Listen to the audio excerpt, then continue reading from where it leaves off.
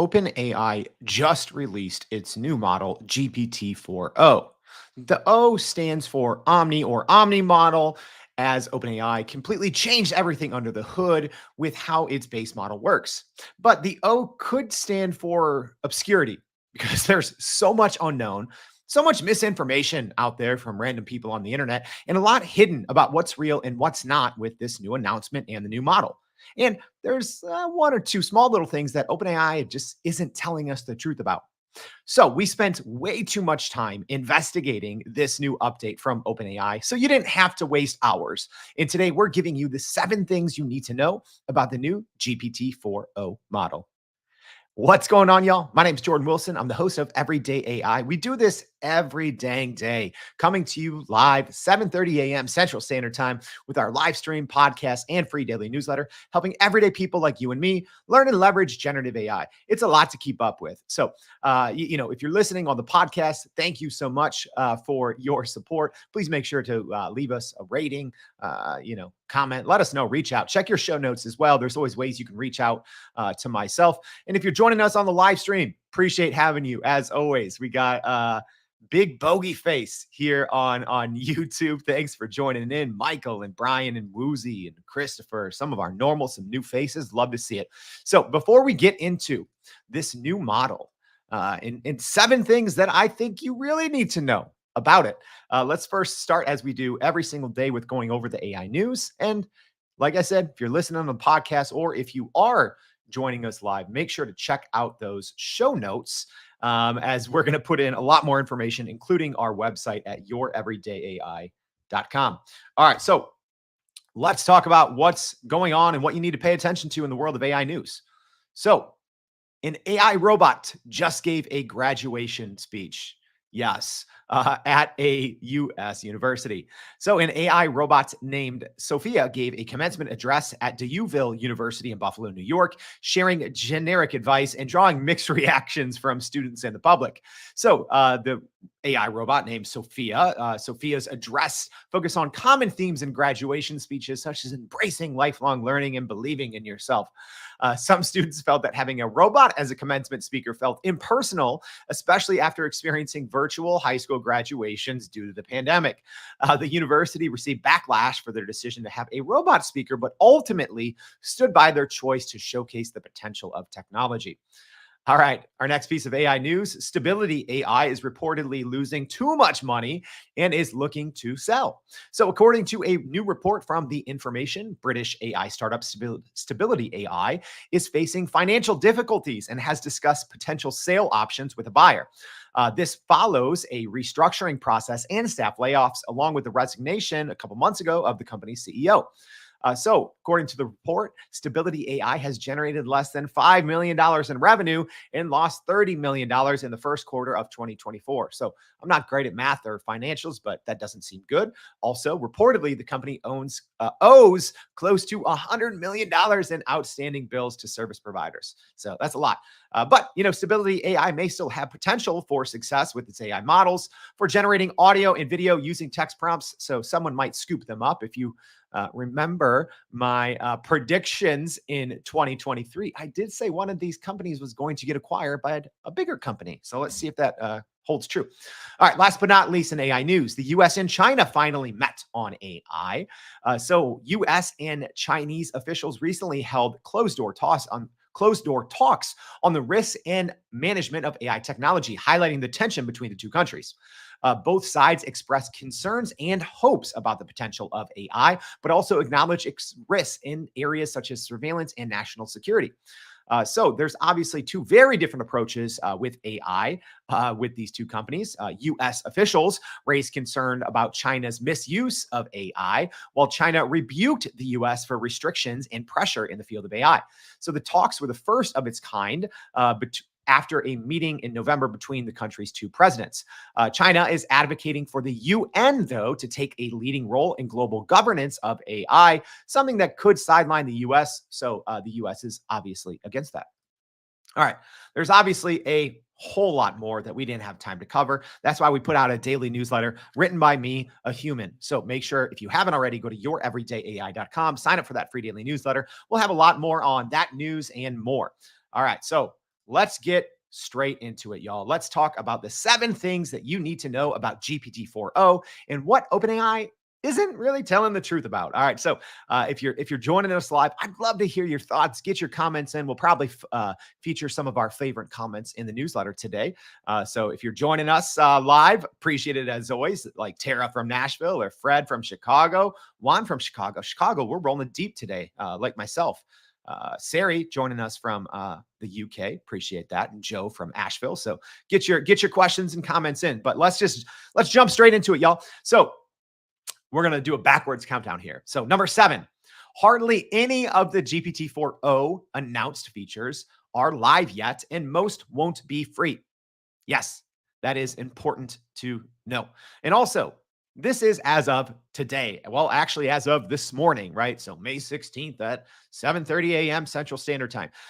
Because here's the thing. Obviously, these things change quickly, right? But there's just so much bad information out there. And I think OpenAI was a little ambiguous with some of the way that it announced things. And a lot of people are asking like my thoughts between, hey, what were your thoughts between how OpenAI announced everything versus how Google, announced everything at their I/O? I think OpenAI did a great job in their announcement. So don't get me wrong. I'm not here to bash on OpenAI.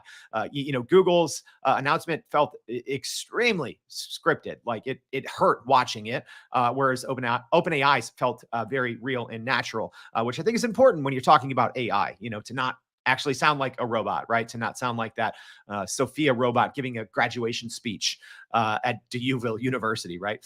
So many of these features, though, are not out and they are not going to be free. All right, so let me just go ahead and break this down. And if anyone out here has taken our free Prime Prompt Polish PPP course that we update literally multiple times a week, and we're doing that again here in a couple hours. So if you want access, just type in PPP. I'll make sure to send you the link. But there's a lot of misinformation, okay? Because here's the reality. OpenAI said that GPT-4o is going to be free to all users. All right, cool. Great news. It's not right now. All right. So people were very confused. And I'm actually, I did check this like an hour ago, but I'm going to check it again literally right now. But so it is still not available to free users yet. However, pretty soon, all free users will have access to GPT-4o. Okay. Presumably, it will be logged in users because OpenAI did just change this about a month ago where you don't even have to be logged in to use its service. I would guess that you would at least have to have a free account to use the new GPT-4o model. All right. So there's a lot of people, even, quote, smart on, quote unquote, AI influencers on the internet who are putting out the wrong information. Okay. Because here's the thing. Everyone's like, oh, you don't need to have a paid ChatGPT account anymore, right? Because there's obviously the free plan that costs $0.00 and the ChatGPT Plus plan that costs $20 a month. So everyone's saying, well, hey, if the GPT-4o model is the newest and greatest model and it's free, everyone, let's cancel our subscriptions. So here's something that I think OpenAI definitely dropped the ball on in their communication, right? That's the pros and the cons between, a startup versus having, polished veterans deliver your address. But I think that they dropped the ball here by saying, hey, there's so many of these features that we are demoing today. And that really, I think, were the show-stopping features that are not going to be available on the free plan. So just because that people are going to have free access to GPT-4o, and the O, like I started the show off, it stands for Omni or Omni model. That doesn't mean you have access to all of the show-stopping features, right? So I have a little graph here on the screen. I'm not going to go over it point by point. So if you're on our live stream audience, you can go ahead and read that. But a couple of the things that I want to, point out or draw attention to is probably what I would say is the 2 biggest features, right? So one is kind of this live AI assistant or live, AI agent. People are calling it her. I'm calling it the live OmniVision, right? So this is the feature that they demoed in almost all of their demos, but it is when you are talking to the app presumably just right now on the iPhone. It can see and hear and process and talk to you in real time, right? So the demo, and we already showed this on the show, but was a student doing math, right? Math homework, and it could see it live, right? So this new live Omni assistant could see it live, talk to it. So the student could say, hey, I'm trying to connect, angle A and angle B here. Is this right? Right. So it can see, understand, and talk live. Free users do not have access to that, or at least they reportedly don't, right? Also, the other big feature, I think, is the desktop assistant, which is huge. It's actually out. People don't know this. There's a little sneaky way that you can install it. Not everyone has access to it right now, but there is there's a way you can install it. Maybe, I don't know. Should I? It's one of those random links on the internet. On the internet, live stream audience. Do you guys think I should share that in the newsletter today? Let me know. But the desktop agent will not be available to free users. All right, so I'd say two of the biggest reasons why people would want to use ChatGPT would be those two things, right? This live kind of agent or live assistant, that can see, hear, process, and you can communicate with in real time, not available to free users, and the ChatGPT desktop app, right? Which I think is amazing. So in one click or one keyboard stroke, you can literally share anything on your screen and talk is essentially an overlay on top of whatever you're working on and say, hey, you can talk or just click a keyboard command and say, hey, what's this? I need help with this. Help me finish this code. Help me finish this email, right? So all things you could technically do already in ChatGPT, but it saves you a lot of time, and being able to talk to the assistant is something I guess we didn't have before. So those are those are the two headlining features that changes the future of work. We had an entire episode about that, right? So those are the things that I think people are missing. And they're like, just cancel my ChatGPT subscription. It's like, all right, well, also do that at your own risk, because the last time that OpenAI had a huge rollout like this was in November of 2023. And guess what? Obviously, once they released it, their servers crashed. They couldn't keep the service up. So guess what happened? They stopped allowing new paid users, right? So, hey, if you want to go ahead and cancel your subscription, go ahead. But there's a chance that, well, I would actually find it very likely that this is going to crash once it's rolled out to everyone, and they may not take any more paid users for a couple of weeks or a month or two. So, if you want to cancel, do so at your own risk. All right. Yes, Juan, good question. Right now, the app and so the kind of smartphone AI assistant is only for iPhone right now. And the Mac app is only, or sorry, the ChatGPT app right now is only for Mac. Again, that could change, but that was just what OpenAI said in the announcement.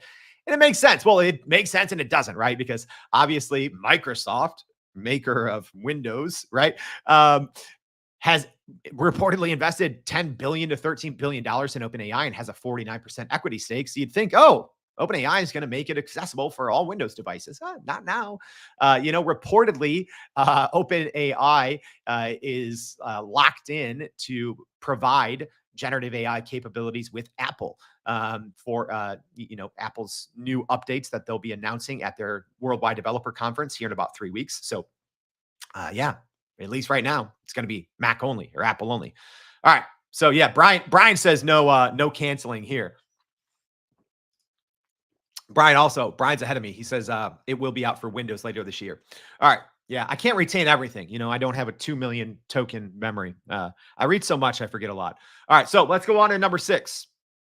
All right, so number 6, you probably haven't seen some of GPT-4o's best features, right? So we just talked about the big ones, right? Which is what OpenAI spent so much time on, right? So the new model itself is so much faster. The API is half the cost. It's smarter, whereas before they kind of essentially stitched 3 different modes together of the model, which caused latency. So now this Omni model, essentially, it can hear, see, talk, and do all these things in one model with lower latency, right? So that's huge. You have the this smart AI assistant, whatever it's going to be called, and the desktop app. I'd say those are the 3 big things. But some of the best things I don't even think OpenAI really talked about, if I'm being honest, right?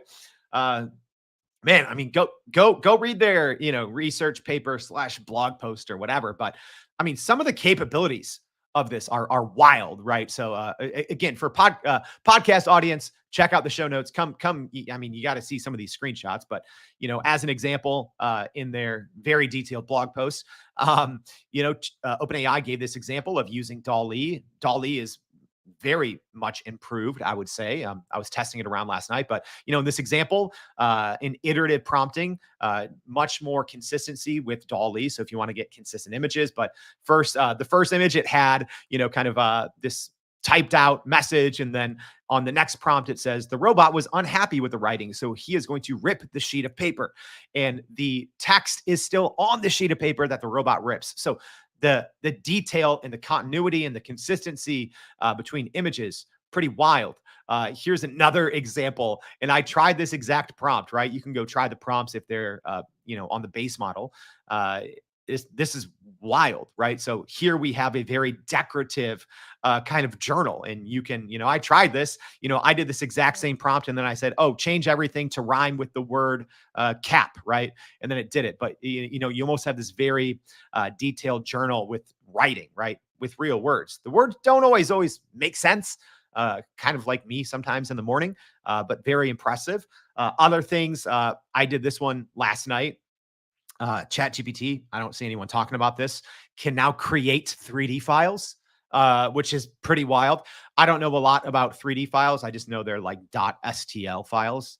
I don't know. To me, STL means St. Louis, but apparently that's what 3D files are. So I literally said, using advanced data analysis, create a 3D STL file of a simple robot. Downloaded that, and then I loaded it into some 3D software, right? And working little 3D model, right? In 30 seconds, literally, between hitting the prompt, loading it into a program, you can get a model of working 3D model of anything in 30 seconds, right? I think that's a pretty big capability. Speaking of 3D, here's another one, right? We saw NVIDIA, announce this at GTC, like text to 3D. Hey, same exact thing going on right here. No one talked about this, but you have 3D object synthesis, being able to create and render 3D objects on the fly is wild. Being able to download that STL source code, wild. Y'all, there's so many capabilities that OpenAI didn't even get to. We just saw the shiny stuff, saw the sexy stuff, here's what this new model is capable of, the latency, it's so fast, listen to the emotion and the voice, the assistance, the desktop app. But man, the base model itself is so improved. So improved.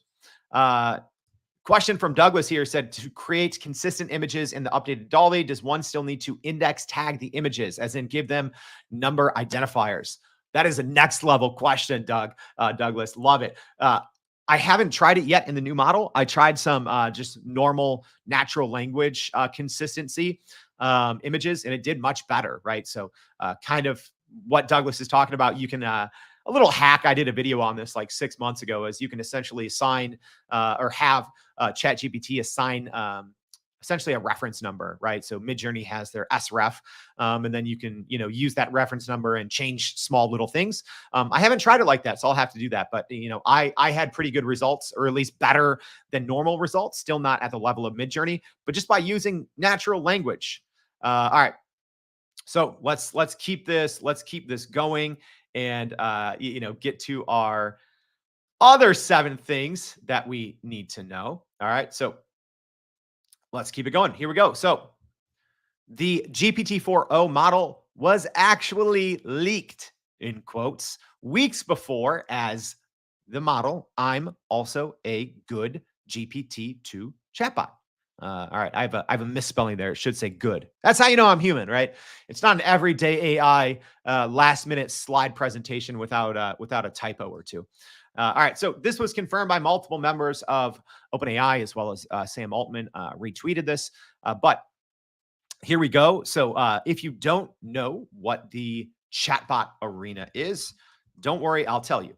So the chatbot arena is by LMSYS. So you can go check it out. But essentially, it's a place where you can just go, the LMSYS chatbot arena, where you can go look at different benchmarks, what's called ELO scores. So essentially how this works is you can blindly test models. put in any prompt, so it can just be like, hey, what's going on, or tell me a joke about, Chicago in the winter, or it could be like code me an entire version of Flappy Bird, right? And then you look at the outputs and you judge which one's better. And then that kind of gives you this ELO score. So, what we see on the graph here. So OpenAI just essentially, I don't know if it was a leak technically or a silent release, right? But they released essentially GPT-4o in the wild way before it came out. All of us, I had a dedicated show. They actually released 3 different models. More on that here in a second. But it outranked all the other models by far. It wasn't even close in this ELO score. So this head-to-head matchup, right? And when you vote on something, ELO, like I said, it's a blind vote. You don't, you don't say, oh, this is Claude 3, this is Gemini 1.5. Nope. You just put in an input. You get an output. There's been I'd actually have to look here. There's been more than 1 million votes. So it's not like 10 random people. This is a very popular service that's being used. But I mean, the ELO scores for the new model, which was I'm also a good GPT-2 chatbot, were literally almost off the charts. It wasn't even close how much further ahead they were than GPT-4, GPT-4 Turbo, Gemini 1.5, Claude 3 Opus, Llama 3, right? Just testing legit off the charts. All right. So again, people didn't know that, but a lot of us, myself included, had already been playing with these models for a while. All right. And that brings me up to my next point. Another common misconception, something maybe OpenAI didn't really focus on. They actually flashed it on the screen for about 10 seconds. Didn't talk about it. All right. But here's the other thing. There were 2 other models, quote unquote, leaked on the chatbot arena that have not, in theory, been released. All right. So here's another thing between the free version and the paid version. And everyone's like, oh, well, the free version is if it's so capable, I don't need all these other things. Well, here's the hot take. There's other foundation models coming soon. Literally, OpenAI flashed that up on the screen, kind of barely recognized it and moved on. So yes, I would expect one of these 2 other models, which would either be I'm a good GPT-2 chatbot or GPT-2 chatbot, right? 3 different ones. One was confirmed as GPT-4. The other 2, nothing. What's up with them? Well, I do believe that the paid version of ChatGPT Plus will be getting an update from one of these 2 models, right? Might it be called GPT 4.50? I don't know. And also, is that like too many? Is that like too hard of a naming mechanism? I don't know. It's kind of a mouthful. But might we see a new model? Yes, because literally on the screen, OpenAI at their spring event announcement, they did say foundation models coming soon. It's quite literally what they said. So that's another thing people are realizing. This is not the end all be all, and I don't think we're going to have to wait, another, 6 to 9 months to see that update coming inside of ChatGPT Plus. I do think so. Whenever the free users get access, OpenAI said that would all be rolling out in the coming weeks. I see a period of maybe a couple of weeks to maybe a couple of months until they update the paid tier, that $20 a month ChatGPT Plus, to one of these other models. They're first gonna, try to get everything going right with server, squash bugs, because this is a huge release. And then after that, I do believe they will be updating the kind of model for the paid version of ChatGPT Plus. Yes, in the API, great point, Douglas, and in the playground, there's actually 2 different versions right now of GPT-4o. And you know what? That actually brings me up to a good point. I had so many good things in here, I couldn't fit them all. Hey, another thing that I wouldn't say OpenAI didn't tell us the truth about this, but something that probably changed under our eyes is the knowledge cutoff, which is actually one of the most important things to keep in mind when using any large language model, right? Is the knowledge cutoff, because the very first iteration on Monday and Tuesday had a knowledge cutoff of October 2023. So not terrible, right? but not that great, right? But now there's different versions, and you can go in the playground, ask the exact same question to different models. I did the same thing, and it looks like the GPT-4o, that is the default version inside of ChatGPT, actually now has a knowledge cutoff of May. So it went back even further because the original GPT-4 version had a knowledge cutoff of December 2023. So the knowledge cutoff is getting rolled back, which you might be like, why? Even for paid users? Yes, right now it is. But again, I think that's another nod to the fact that ChatGPT Plus paid users will be getting a much more up-to-date model, right? So that's another kind of update that happened under the hood, is technically everyone's ChatGPT got a little dumber recently, right? By losing that, what is it, that 4 months in knowledge cutoff and getting rolled back even more. So from, if you were using the best available model last week, the most up-to-date information was December 2023. Earlier this week, it was October 2023. Now it is May 2023. So now we're, a full year back in the future with the knowledge. However, I'm not as worried about that, because one of our other things that no one knows about, it's actually number one, is probably going to help with that.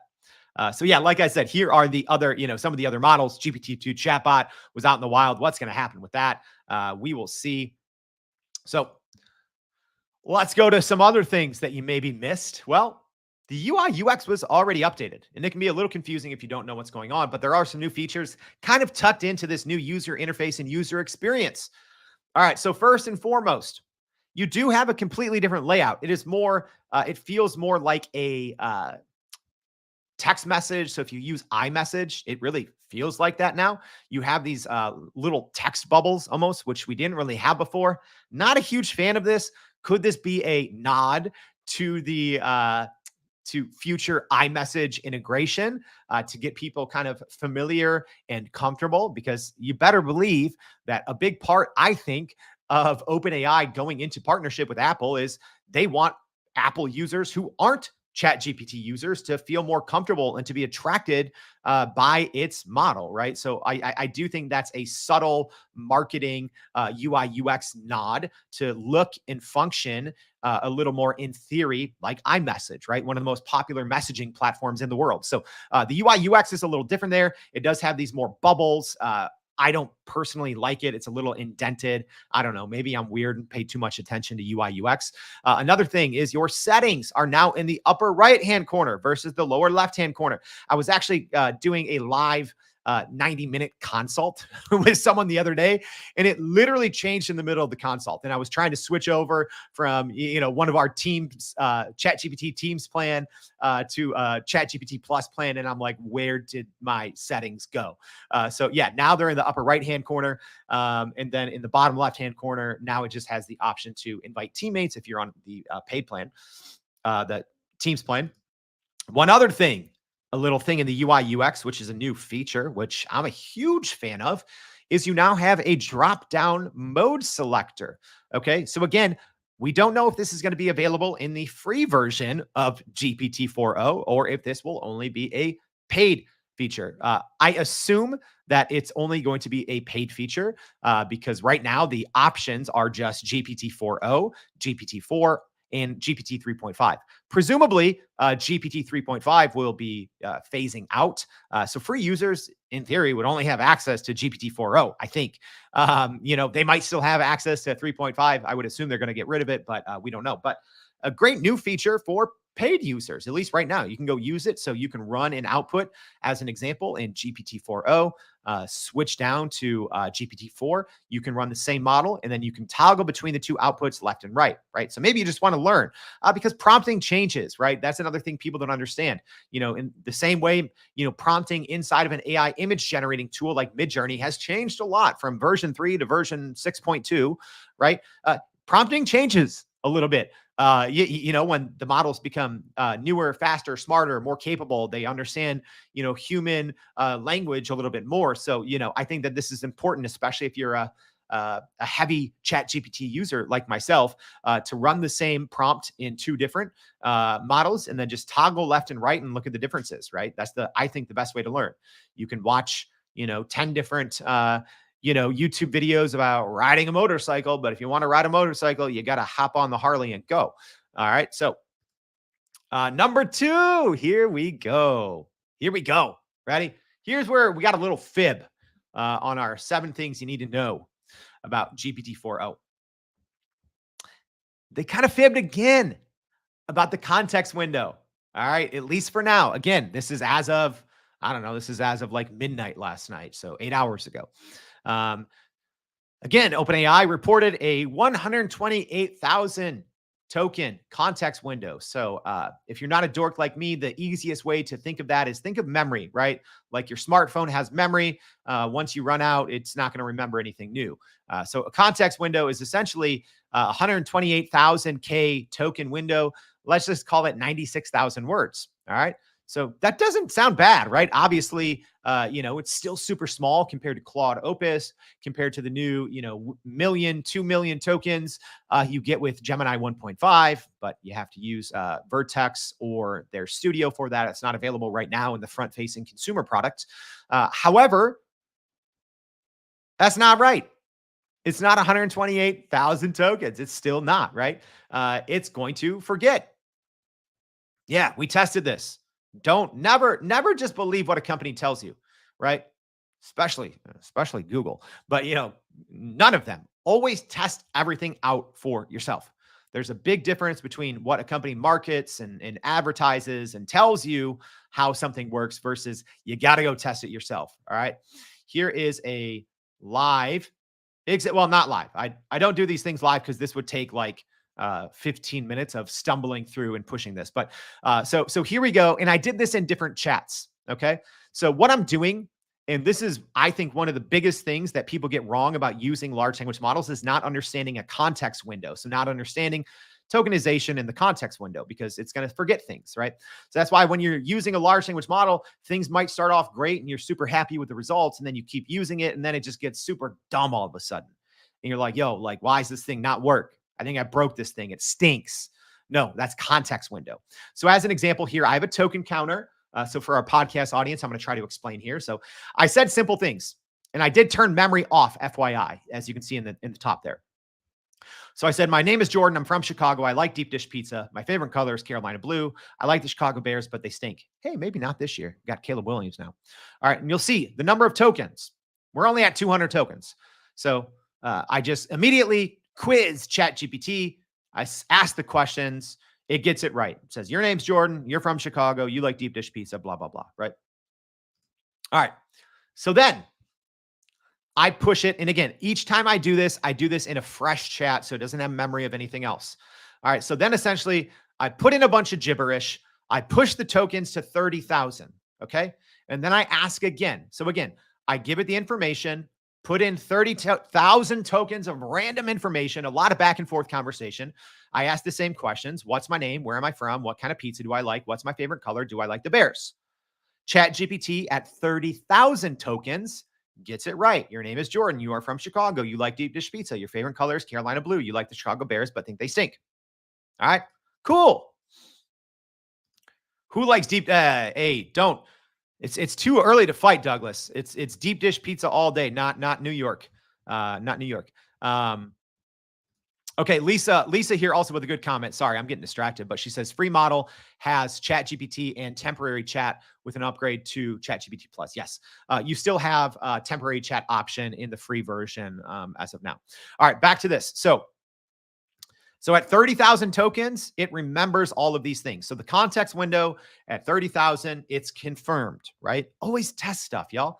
But guess what happens when we push it just a little bit more to 35,000? All right. Again, fresh chat. I do all the same information.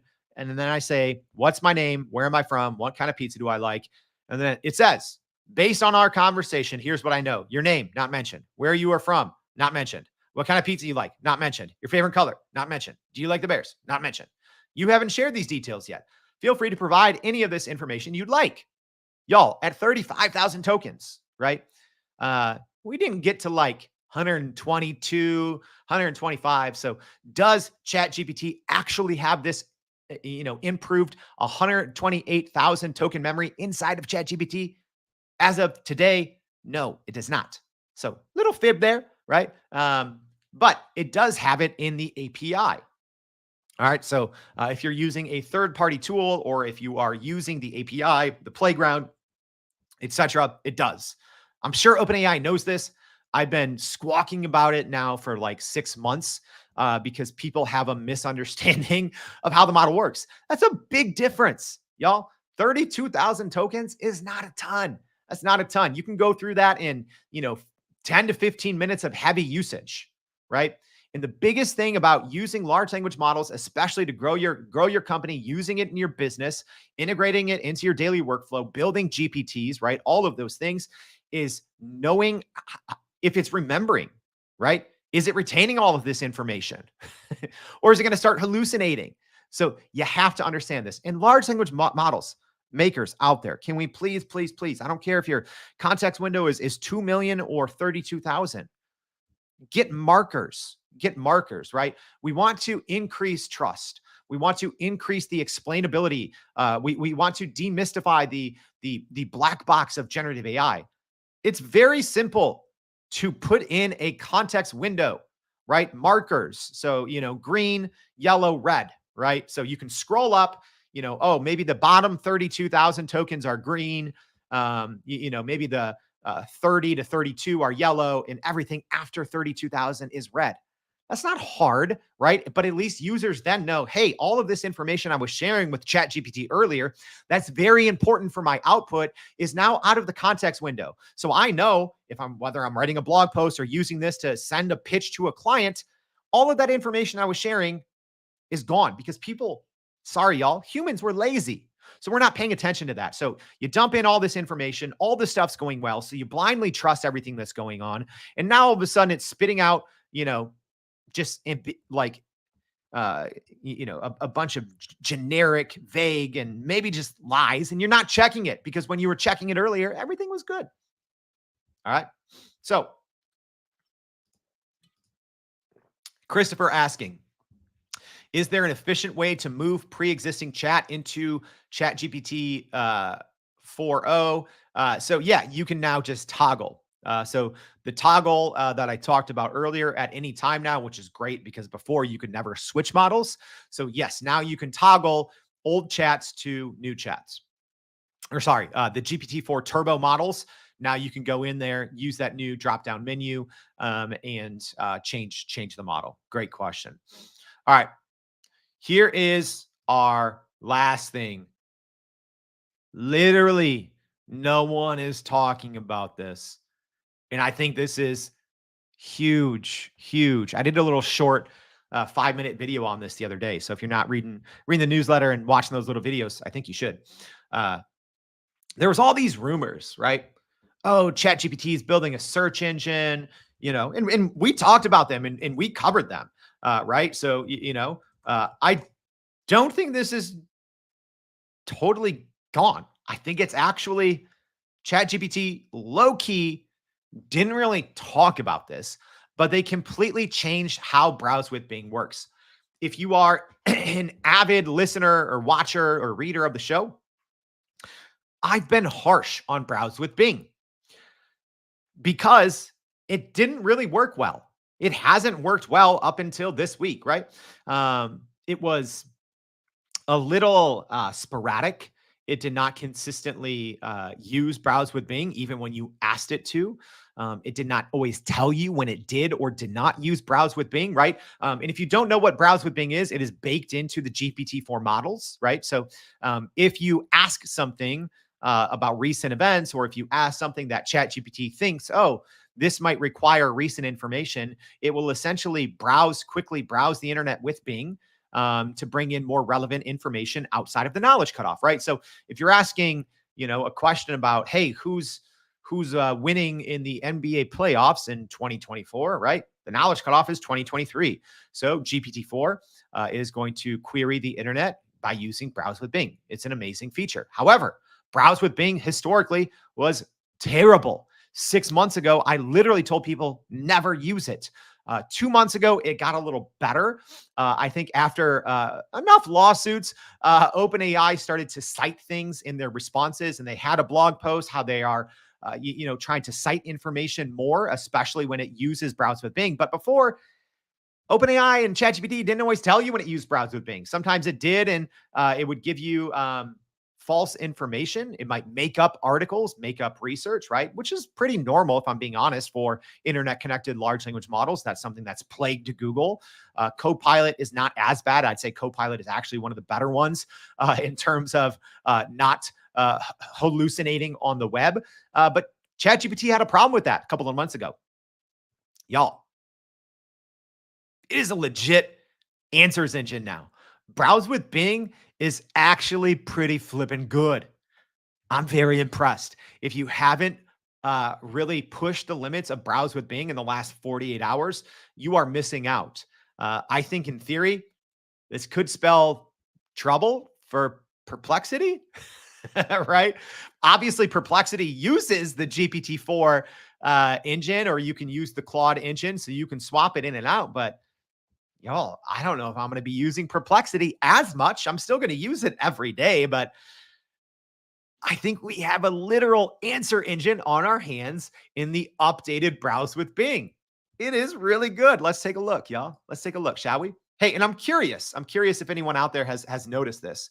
Hey, Joe, thanks. Joe said I did a decent explanation of context window. Thank you. Well, I've done it at least live like almost 100 times in our free Prime Prompt Polish PPP course. So I think early on I did a terrible job. It was actually like my wife told me. She's like, talk about it like the Star Wars credit scenes, right? Like it scrolls in, you can see it, and then you can't. So shout out to my wife actually for helping me with that explanation. All right, but let's look at this number one thing that I think is super important. All right. And no one is literally talking about this. Browse with Bing is actually amazing now. And I think that this is going to change how all of us should be using large language models. So as an example, I gave a general query. I said, use Browse with Bing and find me recent news from May 2024 about AI announcements from Microsoft, Google, OpenAI, NVIDIA, Meta, and Amazon. Take your time, go step by step, and please double check your work. It searched 6 sites. And I love that they have that up there before. So sometimes you would get a drop down that said it used Browse with Bing. Sometimes it wouldn't. Sometimes it would put kind of footnotes or links in each bullet point. Sometimes it wouldn't. Sometimes it would just put the sources at the end. Sometimes those sources or those footnotes were hyperlinked. Sometimes they weren't. Browse with Bing, if I'm being honest, 6 months ago to 9 months ago was a hot mess. I would tell people do not use it. It is not accurate. You cannot trust it. 2 months ago, I would have said, it's getting pretty good, but you should probably still be using Perplexity. But y'all, now it is really, really good. It not only tells me at the top the different 6 sources, but then it also cites them in the content that it spits back. Pretty amazing. All right, let's look at one more thing. So in this example, I was a little more specific. I said essentially the exact same information, but I said use Browse with Bing, searching at least 10 different sources. And then at the end, I said include information and citations on all of them. And then guess what OpenAI and ChatGPT and Browse with Bing did? It searched 11 sites. Y'all, this is the future. This is the future of the internet. If I'm being honest, I don't think enough people know about this. If I was OpenAI, I would have spent at least 2 or 3 minutes talking specifically about this. Because not only, not that OpenAI needs to worry about market share from Perplexity. Perplexity is huge. I think Perplexity is going to be taking market share from Microsoft Bing and from Google and their new kind of AI search. But y'all, this is a killer feature. This changes how we should all be using. We teach in our free PPP Pro course about proper ways to prompt, proper ways in our new refined queue method, proper ways to fetch information from the internet and how you should call on that information and how you should put it into your context window. With this, it's huge. It is huge. Like you are literally combining the best of both worlds. You're combining the best of traditional search. You're combining the best of new AI search from things like Perplexity with the most capable GPT-4o model. Yo, this is wild. Hey, you can still use Perplexity, like Kathy said. I don't have a problem with that. You can still use it. If I'm being honest, though, I ran these same prompts side by side, probably about 5 to 10 times. It's not a scientific test. Y'all, GPT-4o was with Browse with Bing was faster. It was more accurate. It pulled information from those sources better. Y'all, I think some smart people over there at OpenAI saw the explosion of perplexity, and they've put a lot of human power behind this, and just didn't really talk about it, right? I do expect there to still be some sort of search announcement, some sort of answers engine announcement. Maybe when that ChatGPT Plus model does get upgraded at some point, kind of off, or it gets upgraded from the free GPT-4o model. I expect them. They have to be talking about this. This is one of the best features of any large language model out there. It performs very well, very fast, very accurate. And hey, at least for some very anecdotal head to head, oh man, I'm not going to say it hands down beats Perplexity, but I think it beats Perplexity, at least in my limited use case of this. So y'all, that's a lot. Chrissy with a great question here. Do you ever specifically ask it to browse with Bing? Almost always. Almost always.